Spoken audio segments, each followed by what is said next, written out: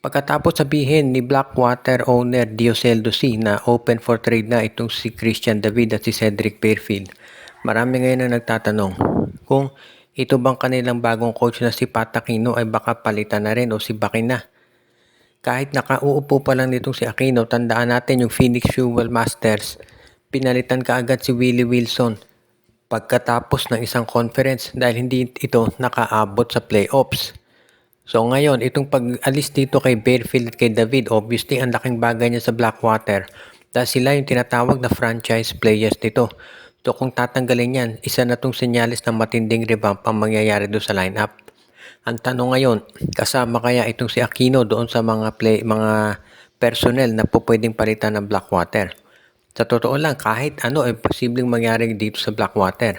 Alam natin na parang terra firma to na madalas at mabilis magpalit ng mga personnel at hindi na ako magugulat kung ito talaga yung mangyayari. Kung sa bagay, ito ngayong lineup nitong Blackwater Bossing, alam natin na maraming pagbabago na po pwedeng mangyari dyan at hindi na ako magtataka talaga kung bigla na lang sabihin nung management na papalitan na si Pat Aquino. Hindi ito indikasyon na hindi mahusay na coach si Aquino. Alam natin maganda ang track record niya. Pero syempre, pagdating sa ganitong mga sitwasyon katulad ng Blackwater na matindi yung mga revamp na nagaganap, hindi na ako magugulat talaga kung bigla silang magpapalit ng coach at magkakaroon ng sabihin na nating ibang direksyon na pupuntahan yung kanilang koponan. Sa ngayon kasi itong Blackwater, alam natin na kapag tinanggal mo yung mga players na ginagamit ng coach, paano na yan? Kasi si Pat Aquino, maliwanag, ginagamit niya madalas si Fairfield, si David at si Das Panopio. So kung tatanggalin mo na yan, paano na ang mangyayari doon sa sistema na kanyang ginagamit ngayon dito sa Blackwater Bossing? Sinabi ni Coach Chot Reyes na sobrang malaki yung advantage na binigay ng mga referee sa Hinebra sa free throws kaya sila natalo. Siyempre, alam na ninyo na nanalo Barangay Hinebra sa Game 5 sa pangunguna nung 54 points ni Justin Brownlee. Pero sinabi ni Coach Chot Reyes ang nangyari daw doon ay ang daming mga foul na tinawag sa kanila at yun ang dahilan kung bakit hindi na sila nanalo. 29-17, 12 free throws daw yung advantage ng Barangay Hinebra at isa yun doon sa dahilan kung ba't sila natalo. Dahil dito isang panalo na lang ng Barangay Hinebra ay sila na ang kampiyon sa Commissioner's Cup. Kaya nga, ngayon ang tanong, ano kaya ang mangyayari? Mananalo pa kaya ang TNT sa Game 6? Siguradong pipilitin nila yan, gagawin nila ang lahat para ito'y magawa. Pero kinakailangan siyempre na masiguro ng TNT na 100% silang nakafocus dito sa laro. At yan naman talaga yung kinakailangan, lalo na at isang panalo na lang, champion na Hinebra. Bali twice to beat advantage na Barangay Hinebra dito sa serye na to, no? Dahil sila na dalawang chance na Hinebra mag-champion, Game 6 at Game 7. So kung ikaw TNT, kinakailangan manalo ka ng dalawang sunod para magkaroon pa ng chance na mag-champion. Sa ngayon, maganda pinakita ni Chris Macaulay doon sa game kontra Hinebra, pero kinakailangan siyempre na maging mas matindi pa yung kanilang ipapakita, lalo na alam naman natin na magiging matindi rin yung susunod pa na mga sitwasyon para dito sa TNT tropa. Sana hindi naging malala yung injury dito kay Calvin Oftana at syempre kinakailangan din na ipakita nila na maganda yung sitwasyon para dito sa kanilang roster. Kaya nga maraming naniniwala talagang fans ng TNT na nadali sila nung mga referee kaya sila natalo. Pero sa Barangay Hinebra, importante 3-2 na ang lamang at yan ang dahilan kung bakit sila ngayon ay malaki na ang tsansa talaga na maging kampiyon.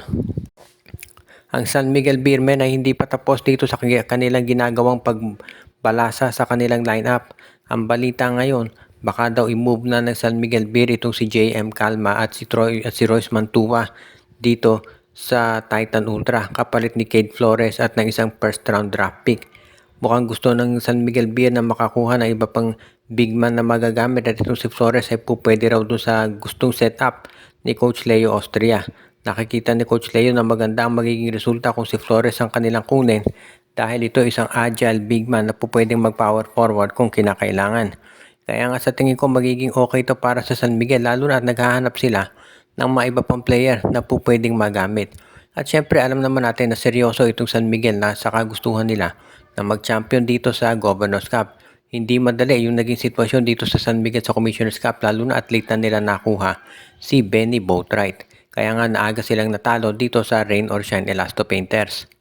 At dahil dito, mukhang itong Barangay Ginebra talaga ay magiging isa na dito sa mga teams ngayon na gagawa ng hakbang para sila ay manalo. As it is, alam naman natin na itong Barangay Ginebra or rather itong San Miguel Beermen ay kukuha ng mga bagong players. Nandiyan na nga si Jerry Gahanmisi at si Paulo Hernandez. Pero hindi dyan ito natatapos dahil meron para mga ibang kukunin itong management para masiguro na makababawi kaagad itong multiple champion na San Miguel. Ngayon, pagdating naman dito sa rotation ng mga players, walang nakikitang problema management. Sa tingin nila ay kayang-kaya ni Coach Leo Austria na balasahin yung lineup niya para magamit talaga yung mga tinatawag na players na kakailanganin nila. At sa tingin niya ay magiging maganda pa rin ang resulta nito para dito sa SMB provided na tama yung paggamit sa mga tao at confident nga yung management na alam ni Coach Leo Austria yung magiging pinaka-optimum na lineup. Ang Converge Fiber Xers ngayon ay pinag-uusapan ng karamihan kung mangyayari nga yung paniwala ng iba na baka ito'y magkaroon ng major trade kasama itong Phoenix Fuel Masters. Interesado raw itong Converge Fiber Xers na makuha yung first round draft pick ng Phoenix at willing silang i-trade si Alex Stockton. Alam natin na bago nakapasok sa playoffs itong Phoenix sa ilalim ni Coach Charles Chu, 5 sunod na conference itong hindi nakaabot ng playoffs at dahil dyan, mataas yung posisyon ng kanilang draft pick at yan din ang dahilan kung bakit ngayon marami ang naniniwala na itong Converge Fiber Xers ay magiging isa doon sa mga teams na magiging maganda yung ipapakita nila. Kaya naman sa tingin ko, yung pagkuha sa draft pick ng Phoenix Fuel Masters magiging isa doon sa mga kinakailangang hakbang na gawin ni Coach Delta Pineda para mas malayo ang marating nila ngayong conference. Siyempre alam nating lahat na disappointed itong Converge dahil ang aga nila natalo at na-eliminate sa Commissioner's Cup. Gayong ang taas na expectations lalo na kinuha nila si Mikey Williams at Calvin Abueva. Ganun pa man, move on na itong Converge Fiber Xers at yung pagkuha nga sa draft pick ng Phoenix ang isa sa nakikitang hakbang ni Coach Delta Pineda para maging mas maganda yung kanilang lineup. At kapag nagawa ito ni Delta Pineda, sa tingin ko, itong Converge Fiber Xers magiging legitimate contender na next season. Yes, hindi nila magagamit yung draft pick bago mag-Governor's Cup. Pero alam naman natin na forward-looking palagi itong Converge at yan ang dahilan kung ba't maraming naniniwala na magiging isa na to dito sa mga pupwede nilang gawin. Kaya wala akong nakikita na magiging major problem dito sa Converge, lalo na kung kinakailangan talaga nila na magkaroon ng tinatawag na major revamp. Dahil syempre, yung management at yung owner na si Dennis Anthony Uy, mataas ang expectation sa Fiber Xers at pati na rin syempre, ditong kanilang mga fans.